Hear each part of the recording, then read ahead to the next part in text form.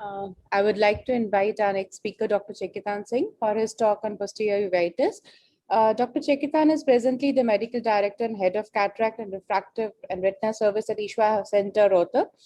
He did his DNB and subsequently his fellowship in research and clinical with retina fellowship in 2005 to 2008 from the prestigious Shankar Nethralaya, Chennai. He completed his advanced phaco training from Joseph Eye Hospital, Tamil Nadu. He completed his FRCS in 2009, and he did his cataract and refractive surgery under the mentorship of Dr. Prema Padmanabhan and Dr. Srinivas Rao.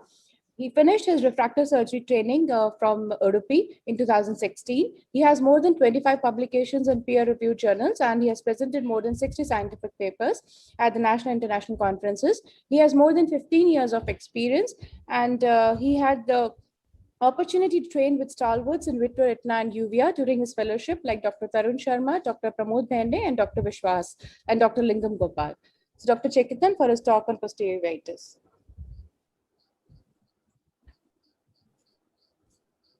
Thank you so much, Dr. Reena, for those kind words.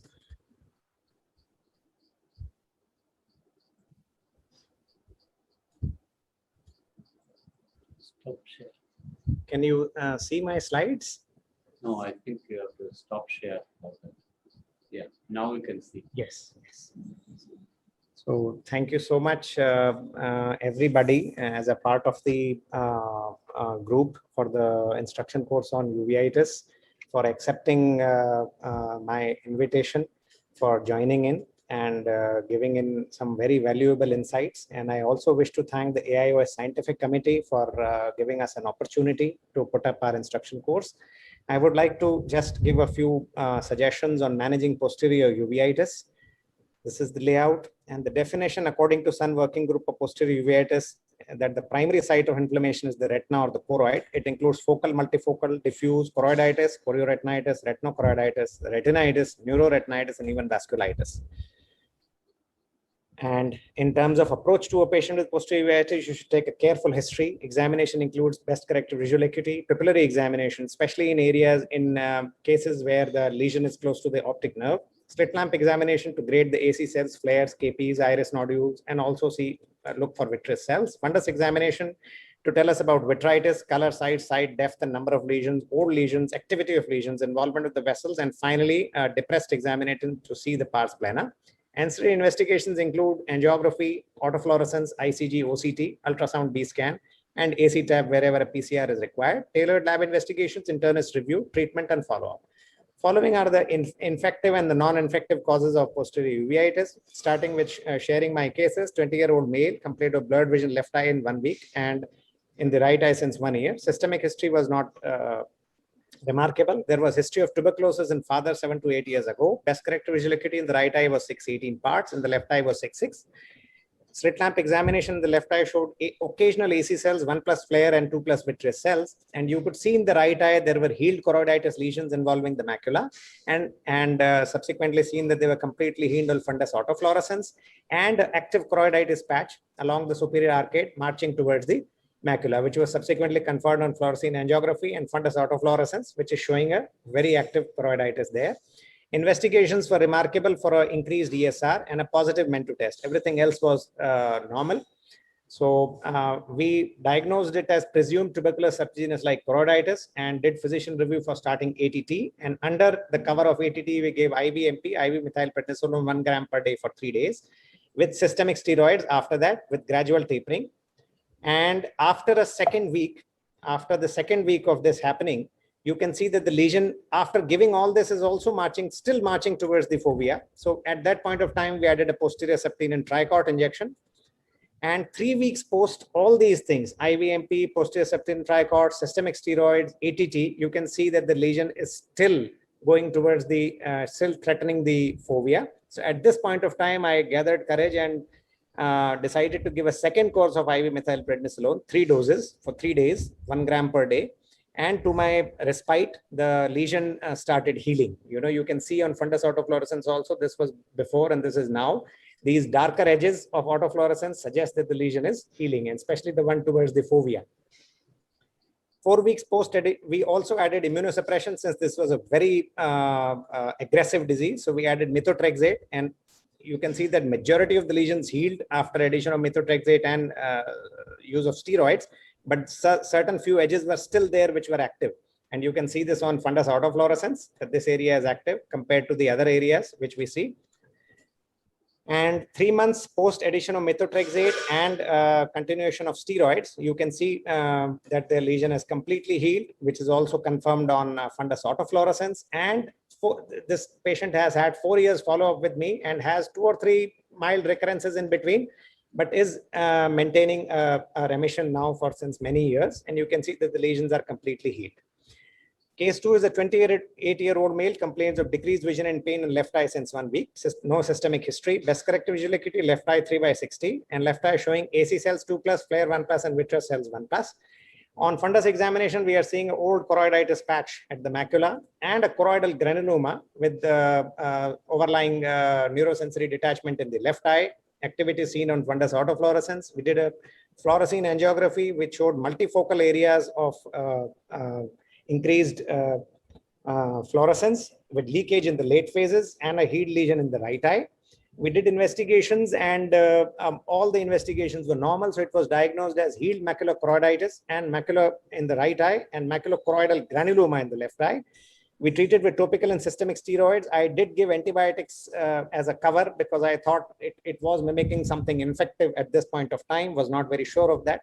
1 week post-treatment, the visual acuity improved to around 624, and you can see that the lesion is healing both on color fundus and fundus autofluorescence. 2 weeks post-treatment, the visual acuity further improved to 612 parts, and you can see that the lesion is responding very well to treatment. 6 weeks follow-up, the best corrected visual acuity improved to 66 parts. The patient was delighted, but he came back to us 12 weeks later with a drop in visual acuity to 6/36, and we were able to see active inflammation right at the fovea, which was confirmed by a fluorescein angiography, which showed a hot disk and 2 active areas.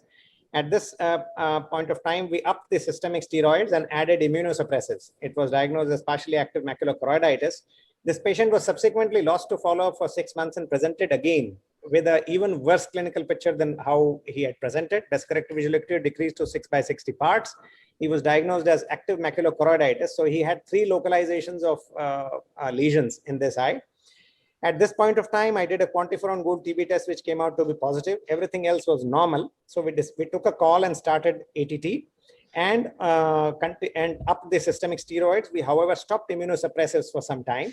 And 4 months post-treatment of ATT and systemic steroids, you can see that all the lesions have healed and the visual acuity has improved to 69 parts.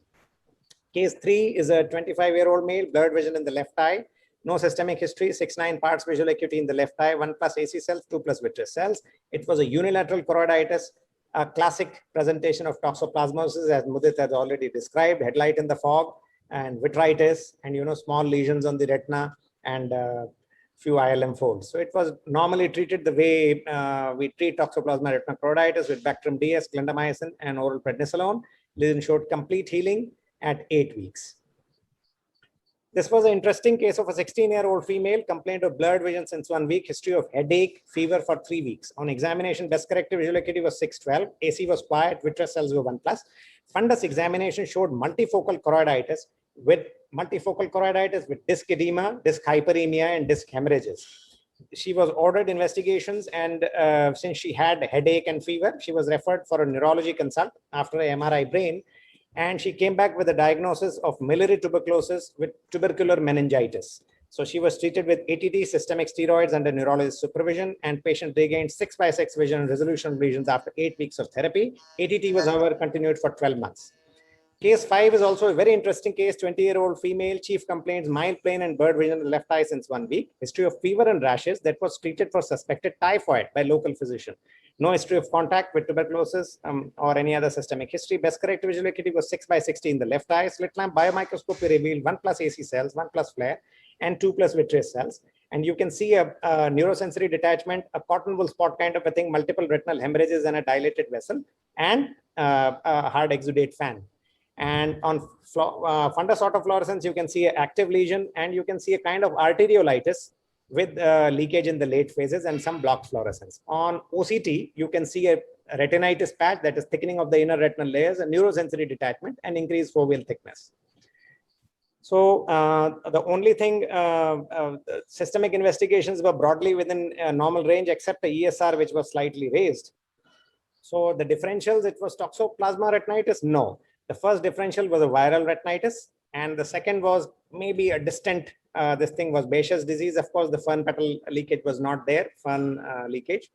So we took a call of viral retinitis and started antiviral therapy with tablet acifir, 800 milligram 5 times a day for 3 weeks. Systemic steroids were added a few days later. Topical steroids and cycloplegics were also used. 5 days, 10 days, and 15 days post-treatment, you can see that the macular edema is decreasing, and even the retinitis size is decreasing, and the foveal thickness is reducing. At 3 weeks follow-ups, the visual acuity improved to 612. And you can see that the foveal thickness is returning to normal. The lesions are healing. At 12 weeks, she improved to 6/6, was a delighted patient. And slit lamp and AC and fundus was absolutely quiet. And you can see that apart from a little bit of thinning on the OCT, everything is normal. Case 6 is the last case. A 50-year-old Asian female presented a mild pain, decreased vision in the right eye since 2 weeks. Best corrective visual acuity was 612 in the right eye and 6/6 in the left eye. Pupil exam revealed a mild RAPD in the right eye. Fundus examination only showed disc edema and a few hard exudates along the temporal margin. Left eye was unremarkable. A fluorescein angiography revealed a hot disc and a few hyperfluorescent lesions. Lab workup, MRI of brain were normal. She was diagnosed neuroretinitis in the right eye. Treatment was advised to gradually taper and stop oral steroid, which she was already on when she presented to us.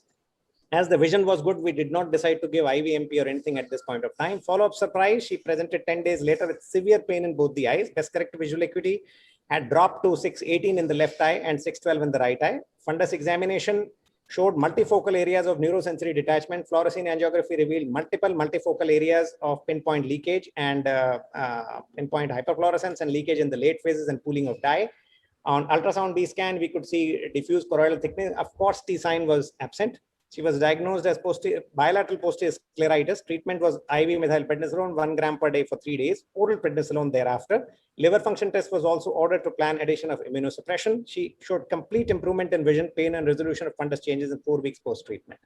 So if we have a case of, just to sum up, posterior uveitis, see whether it is non-infective or infective. If it is infective, then you do organism targeted therapy, followed by 3 days to 3 weeks later by starting of oral steroids, if that helps in resolution. If it is non-infective, we start with steroids alone if it is a mild to moderate disease. And if it is a known disease which recurs, or if it is a very severe disease, we start straight away with steroids and immunosuppressants. Special attention has to be given to systemic features, optic nerve head involvement, and immunocompromise. Thank you so much for your patient hearing.